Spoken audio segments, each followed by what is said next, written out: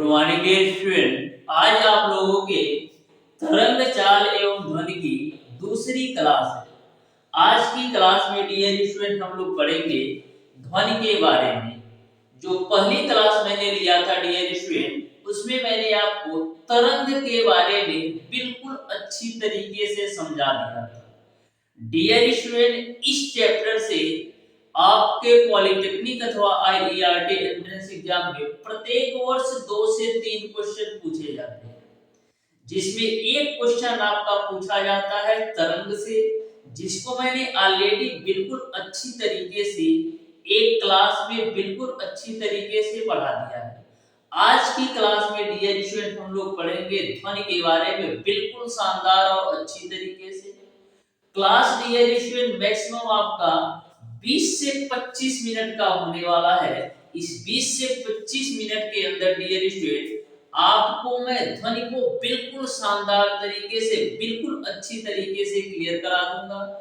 यहां से dear student इस क्लास के माध्यम से आपके 4 नंबर पक्के होने वाले हैं, तो बिल्कुल ध्यान से प्रत्येक कॉन्सेप्ट को समझिएगा। आज की क्लास में डियर स्टूडेंट मैं आपको ध्वनि इस तरीके से पढ़ा दूंगा कि कभी भी आपको किसी भी प्रकार का डाउट और कंफ्यूजन होगा ही नहीं। ध्वनि का चाहे कोई सा भी क्वेश्चन पूछ लिया जाए, तो मेरे प्यारे दोस्तों बिल्कुल ध्यान से अच्छी तरीके से प्रत्येक कॉन्सेप्ट को समझिएगा। आज की क्लास से आपका एक क्वेश्चन पक्का होने वाला है, यानी कि 4 नंबर आपका बिल्कुल शानदार तरीके से पक्के होने वाले हैं। तो डियर स्टूडेंट, सबसे पहले हम लोग बात करते हैं ध्वनि होता क्या है। तो माय डियर स्टूडेंट, ध्वनि आपका बेसिकली 3 प्रकार का होता है। जो आपका ध्वनि होता है मेरे दोस्त, वो आपका 3 प्रकार का होता है। कौन कौन? पहला जो आपका होता है डियर स्टूडेंट, वो आपका होता है ध्वनि तरंगे बोला जाता है। ध्वनि तरंगे बोला जाता है क्योंकि हम इसको तरंग चाल एवं ध्वनि की भाषा में पढ़ते हैं, तो इसको हम ध्वनि तरंगे बोलते हैं। ठीक है, ये आपका है ध्वनि तरंगे, यानी कि साउंड वेव। क्या? Sound wave. ये बेसिकली डियर स्टूडेंट 3 प्रकार का होता है। पहला आपका होता है डियर स्टूडेंट अपश्रव्य तरंगे। क्या? अपश्रव्य तरंगे। पहला जो आपका टाइप है वो आपका है अपश्रव्य तरंगे। दूसरा जो आपका टाइप है डियर स्टूडेंट, वो आपका होता है श्रव्य तरंगे। कौन सा? श्रव्य तरंगे। और जो तीसरा टाइप आपका होता है डियर स्टूडेंट, वो आपका होता है पराश्रव्य तरंगे। कौन सा? पराश्रव्य तरंगे। पराश्रव्य तरंगे। तो इस तरीके से जो आपकी ध्वनि तरंगे होते हैं डियर स्टूडेंट, 3 प्रकार की होती है। पहला आपका होता है अपश्रव्य तरंगे, दूसरा आपका होता है श्रव्य तरंगे, और तीसरा आपका होता है पराश्रव्य तरंगे। अब आपको समझना ये है कि आखिर में अपश्रव्य तरंगे कौन सी होती हैं और श्रव्य तरंगे कौन सी होती हैं और पराश्रव्य तरंगे कौन सी होती हैं। तो डियर स्टूडेंट, अपश्रव्य तरंगे वे तरंगे होती हैं जिनकी आवृत्ति 20 हर्ट्ज से कम होती है। जिनकी आवृत्ति 20 हर्ट्ज से कम होती है उनको हम बोलते हैं अपश्रव्य तरंगे। 20 हर्ट्ज से कम का मतलब ये है कि यह 1 सेकंड में 20 बार से कम कंपन करेंगे। ठीक है, यानी कि यह 1 सेकंड में 20 से कम बार ही कंपन करेगी। तो इस तरीके से अपश्रव्य तरंगे क्या होती हैं? जिनकी आवृत्ति 20 हर्ट्ज से कम होती है उनको हम अपश्रव्य तरंगे बोलते हैं। नेक्स्ट हम बात करते हैं श्रव्य तरंगे। तो श्रव्य तरंगे वे तरंगे होती हैं माय डियर स्टूडेंट जिनकी आवृत्ति 20 से लेके 20,000 हर्ट्ज के बीच होती है, उनको हम बोलते हैं श्रव्य तरंगे।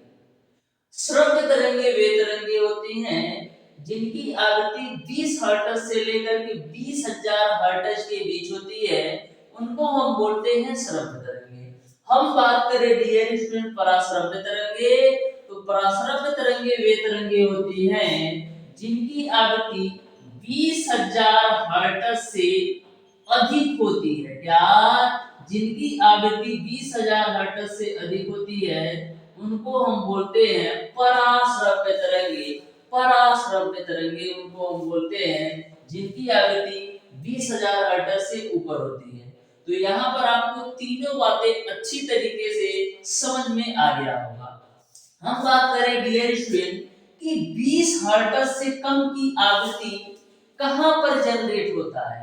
20 हर्ट्ज से कम की आवृत्ति कहां पर आती है? तो जब आपका डियर स्टूडेंट भूकंप आता है, चाहे आपका भूकंप आता है, चाहे आपका ज्वालामुखी उत्पन्न होती है, चाहे आपका ज्वालामुखी उत्पन्न होती है, या भूस्खलन होता है। क्या होता है? भूस्खलन होता है। तो ऐसे कंडीशन में जो आवृत्ति जनरेट होती है, जो कंपन जनरेट होता है, वो आपका 20 हर्ट्ज से कम होता है। कब? जब आपका भूकंप आता है या ज्वालामुखी आती है या भूस्खलन होता है, तो ऐसे कंडीशन में जो आवृत्ति जनरेट होती है 20 हर्ट्ज से कम होता है। अब बात करें इसे कौन सुन सकता है, तो माय डियर स्टूडेंट 20 हर्ट्ज से कम की आवृत्ति को हम लोग तो नहीं सुन सकते, यानी कि मनुष्य नहीं सुन पाता है, इसको जानवर सुन सकते हैं। मनुष्य नहीं सुन पाता है लेकिन इसको जानवर सुन सकते हैं। जानवर में जैसे हम बात करें कुत्ता हुआ, बिल्ली हुआ, तो ये सब जो है 20 हर्ट्ज से कम की आवृत्ति को सुन सकते हैं। अक्सर आपने गांव में सुना होगा डियर स्टूडेंट कि जब आपका भूकंप आना होता है या ज्वालामुखी आना होता है या भूस्खलन होना रहता है, तो सबसे पहले कुत्ता बिल्ली ही गांव से बाहर निकलते हैं। कुत्ता बिल्ली गांव से ही बाहर इसलिए निकलते हैं क्योंकि उनको 20 हर्ट्ज से कम की आवृत्ति का पता चल जाता है, उनको अंदेशा लग जाता है कि ज्वालामुखी या भूकंप या भूस्खलन होने को है।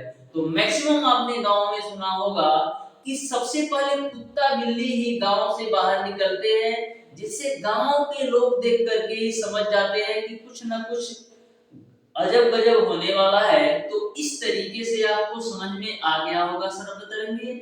अगर यदि आपको नहीं पता होगा तो अपने से बड़े जो बुजुर्ग होंगे उनसे पूछिएगा कि जब भूस्खलन, भूकंप या आपका ज्वालामुखी आना होता है तो सबसे पहले कुत्ता बिल्ली बाहर इसलिए निकलते हैं क्योंकि उनको 20 हर्ट्ज से कम की आवृत्ति सुनाई पड़ जाती है, उनको पता चल जाता है, इसलिए सबसे पहले वो गांव से बाहर निकल जाते हैं। तो आपको इस तरीके से अवश्रव्य तरंगे अच्छी तरीके से समझ में आ गया होगा। हम बात करें डियर स्टूडेंट श्रव्य तरंगे, तो श्रव्य तरंगों की आवृत्ति रेंज क्या है? 20 से लेकर के 20,000 हर्ट्ज के बीच होती है। इसको मनुष्य सुन सकता है, यानी कि मनुष्य सुन सकता है, यानी कि श्रव्य तरंगे जो है वो मनुष्य सुन सकता है। तो इस तरीके से मनुष्य को जो सुनाई देने का रेंज है वो 20 हर्ट्ज से कम, यानी कि 20 से 20 हर्ट्ज के बीच, 20,000 हर्ट्ज के बीच है, तो इसको मनुष्य आसानी से सुन सकता है, वो आपका श्रव्य तरंगे आती है। हम बात करें डियर स्टूडेंट पराश्रव्य तरंगे, तो पराश्रव्य तरंगे की जो आवृत्ति रेंज है 20,000 हर्ट्ज से भी अधिक है। क्या? 20,000 हर्ट्ज से भी अधिक है। पराश्रव्य तरंगे को भी जानवर सुन सकते हैं, जैसे आपका कुत्ता हो गया, बिल्ली हो गया, फिर उसके बाद से आपका चमगादड़ हो गया, फिर उसके बाद से आपका बंदर हो गया। तो ये सारे जो जानवर हैं ये पराश्रव्य तरंगों को सुन सकते हैं, यानी कि 20,000 हर्ट्ज से अधिक आवृत्ति वाले तरंग को भी सुन सकते हैं। अब बात करें डियर स्टूडेंट, बहुत ही महत्वपूर्ण पॉइंट है, इसको आप अच्छी तरीके से नोट कर लेना। जो आपका कुत्ता होता है, जो आपका डॉगी होता है मेरे दोस्त, वो 50,000 हर्ट्ज तक की आवृत्ति को सुन सकता है। जो आपका कुत्ता होता है, डॉग होता है, 50,000 हर्ट्ज तक की आवृत्ति को सुन सकता है। और जो आपका चमगादड़ होता है मेरे दोस्त, 1,00,000 हर्ट्ज तक की आवृत्ति को सुन सकता है। बहुत ही महत्वपूर्ण पॉइंट है, आपके एग्जाम में पूछा जाता है। और ये भी मैं बता देता हूं कि किसी भी YouTube प्लेटफॉर्म पर आपको ये सारी चीजें नहीं बताई गई होंगी, क्योंकि अक्सर आपके बुक में भी ये सब चीजें नहीं दी जाती हैं, लेकिन मैं इस तरीके से कवर करा रहा हूँ कि कहीं से भी एग्जामिनर पूछ ले, लेकिन मेरा यदि स्टूडेंट है तो उससे छूटना नहीं चाहिए। इस तरीके से मैं सारी चीजों को क्लियर कराते चल रहा हूँ कि एग्जामिनर कहीं से भी पूछ ले आपसे छूटेगा नहीं। यदि आपने हमारी क्लासेस लेकर रखा है तो किसी भी प्रकार का कहीं से भी कोई भी क्वेश्चन उठाकर पूछ ले, आपसे छूटना नहीं चाहिए। हम बात करते हैं डियर स्टूडेंट, ये तो आपको ध्वनि तरंग के बारे में अच्छी तरीके से समझ में आ गया होगा। अब डियर स्टूडेंट, ध्वनि तरंगे से रिलेटेड कुछ महत्वपूर्ण पॉइंट है, उसको आप अच्छी तरीके से ध्यान से देखना, और प्रत्येक पॉइंट पर डियर स्टूडेंट आपके एग्जाम में क्वेश्चन पूछा जाता है। प्रत्येक पॉइंट पर जितने भी पॉइंट मैं बताऊंगा डियर स्टूडेंट, प्रत्येक पॉइंट पर आपके एग्जाम में क्वेश्चन पूछा जाता है। जब मैं क्वेश्चन सॉल्व कराऊंगा तो आप खुद देख लेना कि किस तरीके से मैं पढ़ा रहा हूं, कि सारे क्वेश्चन आपको दिखाई देंगे प्रैक्टिस में। तो ध्यान से देखिएगा डियर स्टूडेंट कि ध्वनि तरंगे से रिलेटेड महत्वपूर्ण बातें कितना इंपॉर्टेंट है, कितना महत्वपूर्ण है, जो कि आपके एग्जाम में हमेशा पूछे जाते हैं, मैक्सिमम बार रिपीटेड क्वेश्चन है। आप ध्यान से देखिए, ध्वनि से रिलेटेड इंपॉर्टेंट पॉइंट से प्रत्येक पॉइंट से दो क्वेश्चन 100% बनना है। आप ध्यान से देखिएगा प्रत्येक पॉइंट पे। सबसे पहला पॉइंट आपसे पूछा जाता है डियर स्टूडेंट कि ध्वनि की चाल कितनी होती है। क्या ध्वनि की चाल कितनी होती है?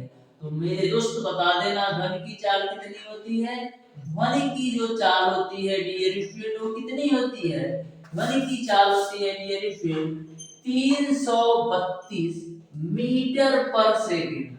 ध्वनि की जो चाल होती है 332 मीटर प्रति सेकंड। यह आपका न्यूमेरिकल के में भी काम आएगा, या तो डायरेक्ट आपसे क्वेश्चन पूछा जाता है कि ध्वनि की चाल होती है, ए दे देगा 330, बी दे देगा 331, सी दे देगा 332 और डी दे देगा 340। तो जब आपको पता होगा कि ध्वनि की चाल 332 मीटर प्रति सेकंड होगा, तो ही तो सही करके आओगे। नेक्स्ट आपका है डियर स्टूडेंट, 1 डिग्री सेल्सियस ताप बढ़ाने पर, 1 डिग्री सेल्सियस ताप बढ़ाने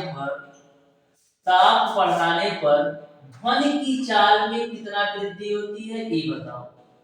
1 डिग्री सेल्सियस ताप बढ़ाने पर ध्वनि की चाल में कितना वृद्धि होती है, ये बताओ। तो 1 डिग्री सेल्सियस ताप बढ़ाने पर ध्वनि की जो चाल में वृद्धि होती है मेरे दोस्त, वो आपका 0.61 मीटर प्रति सेकंड होता है। कितना? 1 डिग्री सेल्सियस ताप बढ़ाने पर ध्वनि की चाल में जो वृद्धि होती है 0.61 मीटर प्रति सेकंड से होती है। यानी कि यदि हम ताप 1 डिग्री सेल्सियस बढ़ा देंगे तो ध्वनि की चाल में 0.61 मीटर प्रति सेकंड से वृद्धि हो जाएगी। नेक्स्ट पॉइंट लिखना मेरे दोस्त कि जो आपका ध्वनि की चाल होती है माध्यम पर निर्भर करती है। ध्वनि की चाल जो होती है, ध्वनि की चाल जो होती है माध्यम पर निर्भर करती है। ध्वनि की चाल माध्यम पर निर्भर करती है। ध्वनि की जो चाल होती है वो माध्यम पर निर्भर करती है। अब आपको समझना है माध्यम पर निर्भर कैसे करती है। ध्वनि की चाल माध्यम पर निर्भर करती है जहां डियर स्टूडेंट ठोस में ध्वनि की चाल सबसे अधिक होती है, उससे कम आपका होता है द्रव में, और सबसे कम आपका होता है गैस में। तो यह भी आपको बिल्कुल अच्छी तरीके से ध्यान में रखना है। आपके एग्जाम में मैक्सिमम टाइम यह भी क्वेश्चन पूछा गया है कि ध्वनि की चाल का सही क्रम क्या है। तो सबसे ज्यादा जो ध्वनि की चाल होती है ठोस में, उससे कम द्रव में, और सबसे कम गैस में होती है। ठीक है, इन्हीं का जो क्रम होगा इधर का उधर कर देगा, यानी ठोस दे देगा, फिर गैस दे देगा, फिर द्रव दे देगा, या सबसे पहले गैस, फिर द्रव, फिर ठोस दे देगा, और इनमें से कोई नहीं। तो आपको पता होना चाहिए कि ध्वनि की चाल सबसे अधिक ठोस में होता है, उसके बाद से द्रव में होता है, उसके बाद से गॉस में होता है। आप प्रैक्टिकली एग्जांपल भी देख सकते हो। एक डंडा ले लेना, ठीक है, एक डंडा ले लेना, उसी डंडे को जाकर के एक टीना पर पटकना, यानी कि जो आपका टीन शेड होता है उस पर जाकर पटकना, आवाज सुन लेना। फिर उसी डंडा को जाकर के पानी में जाके पटकना, आवाज सुन लेना, और उसी डंडा को हवा में पटकना, आवाज सुन लेना। तो आप देखे हुए कि जब मैंने टीना पर डंडा से मारा तो वहां पर आवाज आपको ज्यादा सुनाई दी, जब पानी में मारा तो वहां पर कम सुनाई दी, और जब हवा में मारा तो कुछ भी नहीं सुनाई दिया। तो इस तरीके से आप समझ सकते हो कि ये ध्वनि की चाल है, ठोस में सबसे अधिक, द्रव में उससे कम, और सबसे कम गैस में। ठीक है, नेक्स्ट पॉइंट मेरे दोस्तों नोट करना कि जो आपका ध्वनि की चाल होती है, ध्वनि की चाल, जो आपका ध्वनि की चाल होती है वो आपका आयाम व तरंगदैर्घ्य पर निर्भर नहीं करता है। आयाम व तरंगदैर्घ्य पर निर्भर नहीं करता है। आयाम व तरंगदैर्घ्य पर निर्भर नहीं करता, यानी कि जो आपका ध्वनि की चाल होती है वो आयाम व तरंगदैर्घ्य पर निर्भर नहीं करती है। जैसे ए आपका मैंने बना लिया, तो जो आपका ध्वनि की चाल होती है ना तो आयाम पे डिपेंड करती है ना तो तरंगदैर्घ्य पर। आयाम चाहे कितना भी हो, चाहे 2 मीटर हो, चाहे 4 मीटर, चाहे 10 मीटर, यानी कि आयाम और तरंगदैर्घ्य पर कोई भी डिपेंडेंसी नहीं है, कोई भी निर्भरता नहीं है। ध्वनि की चाल का आयाम व तरंगदैर्घ्य पर कोई भी निर्भरता नहीं है। यहाँ तक आपको सारी बातें अच्छी तरीके से समझ में आ गई। एक क्वेश्चन और आपके एग्जाम में पूछा जाता है, आपसे पूछा जाता है, नोट कर लो इसको भी, कि गहरे पानी में जो ध्वनि की चाल होती है वो उथले पानी में ध्वनि की चाल से अधिक होती है कि कम होती है कि बराबर होती है? जल्दी बताओ। गहरे पानी में ध्वनि की चाल, गहरे पानी में ध्वनि की चाल, ध्वनि की चाल उथले पानी में ध्वनि की चाल से कम होती है कि बराबर होती है कि कम होती है? जल्दी बताओ। उथले पानी में ध्वनि की चाल से, उथले पानी में ध्वनि की चाल, उथले पानी में ध्वनि की चाल का मतलब ये है डियर स्टूडेंट कि पानी कम हो। गहरे पानी का मतलब है कि पानी ज्यादा है, उथले पानी का मतलब पानी कम है। तो आपको बताना है कि गहरे पानी में ध्वनि की चाल उथले पानी में ध्वनि की चाल से अधिक होती है कि कम होती है? तो गहरे पानी में ध्वनि की चाल उथले पानी में ध्वनि की चाल से अधिक होती है। हमेशा ध्यान में रखिएगा, यदि कहीं पर गहरा पानी है वहां पर आप बोलेंगे तो दूसरा व्यक्ति जो आपका है वो आवाज जल्दी सुन लेगा, क्योंकि गहरे पानी में ध्वनि की चाल अधिक है। वहीं पर यदि पानी कम है, वहां पर यदि एक आदमी बोलता है तो दूसरा जो आदमी है वो आवाज जल्दी नहीं सुन पाएगा। इसीलिए गहरे पानी में ध्वनि की चाल उथले पानी में ध्वनि की चाल से अधिक होता है। नेक्स्ट पॉइंट बहुत ही इंपॉर्टेंट पॉइंट, न्यूमेरिकल के हिसाब से ध्यान से देखना। जो आपका ध्वनि की चाल होती है मेरे दोस्त, जो आपका ध्वनि की चाल होती है मेरे दोस्त, वो आपका वर्गमूल के व्युत्क्रमानुपाती होती है।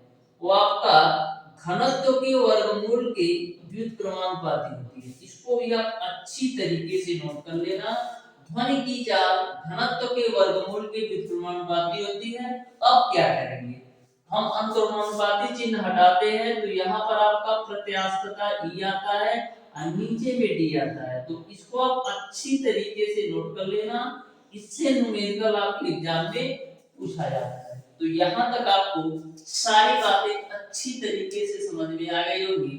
सारे पॉइंट पर क्वेश्चन पूछा गया है, किसी भी बुक को उठा करके देख लो, किसी भी प्रीवियस ईयर पेपर से को उठा करके देख लो, सारे पॉइंट से क्वेश्चन आपके एग्जाम में बना है। 2-3 पॉइंट और आपके बचते हैं इस चैप्टर का, फिर उसके बाद से यह चैप्टर आपका पूरी तरह से कंप्लीट हो जाएगा। तो डियर स्टूडेंट 2-3 पॉइंट आप अच्छी तरीके से और समझ लो, उसके बाद से यह चैप्टर का जो थ्योरी पोर्शन है पूरी तरह से क्लियर हो जाएगा। आप ध्यान से देखिएगा। तो लास्ट के 2-3 पॉइंट में बिल्कुल अच्छी तरीके से आपको बताने वाला हूँ, आप ध्यान से देखिएगा तो आपको क्लियर समझ में आ जाएगा। बिल्कुल सिंपल तरीके से मैं सारी चीजों को क्लियर करा रहा हूँ, जिससे आपको किसी भी प्रकार का डाउट और कंफ्यूजन ना हो किसी भी क्वेश्चन में। ठीक है, तो बिल्कुल आप ध्यान से सारी चीजों को देखते हुए चलिएगा, जिससे आपको सारे कॉन्सेप्ट अच्छी तरीके से समझ में आ सके। तो सबसे पहले हम बात करते हैं डियर स्टूडेंट, ध्वनि के 3 गुण हैं। पहला आपका है डियर स्टूडेंट तीव्रता, दूसरा आपका है तारक और तीसरा आपका है गुणता। इस तरीके से ध्वनि के 3 गुण हैं, तीव्रता, तारक और गुणता। तो सबसे पहले हम बात करते हैं तीव्रता के बारे में कि तीव्रता होता क्या है। क्या तीव्रता होता क्या है? ठीक है, जिसको इंग्लिश में बोला जाता है इंटेंसिटी। इंटेंसिटी, ठीक है। तो इंटेंसिटी होता क्या है? तीव्रता नाम से ही पता चल रहा है कि तेज या मध्यम, तेज या धीमा। ठीक है, तो तीव्रता का मतलब ये है कि ध्वनि के तेज है या धीमा है, यानी कि ध्वनि का जो रेंज है तेज या धीमा है, यह डिपेंडेंसी होता है तीव्रता पर। ये बात आपको क्लियर है? तो तीव्रता आपको समझ में आ गया होगा कि तीव्रता का जो मतलब है कि ध्वनि आपका तेज है या धीमा है, यानी कि कोई व्यक्ति तेज बोल रहा है कि धीरे धीरे बोल रहा है, ये आपका तीव्रता पर ही डिपेंड करता है कि कोई व्यक्ति तेज बोल रहा है या धीरे धीरे बोल रहा है। ठीक है, हम बात करें ध्वनि की तीव्रता का मात्रक क्या होता है। यह भी क्वेश्चन बहुत बार पूछा गया है कि ध्वनि की तीव्रता का मात्रक होता है। तो मेरे दोस्त, ध्वनि की तीव्रता का जो मात्रक होता है वो आपका डेसिबल होता है। बिल्कुल अच्छी तरीके से ध्यान में रखना, ध्वनि की तीव्रता का जो मात्रक होता है वो आपका डेसिबल होता है। ध्वनि की तीव्रता का मात्रक डेसिबल होता है। और ध्वनि की चाल का मात्रक मैंने क्या बताया है?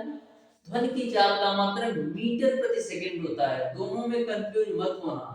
ध्वनि की तीव्रता का मात्रक पूछे तो डेसिबल, और ध्वनि की चाल का मात्रक पूछे तो मीटर प्रति सेकंड। नेक्स्ट हम बात करते हैं डियर स्टूडेंट की तारत्व क्या होता है।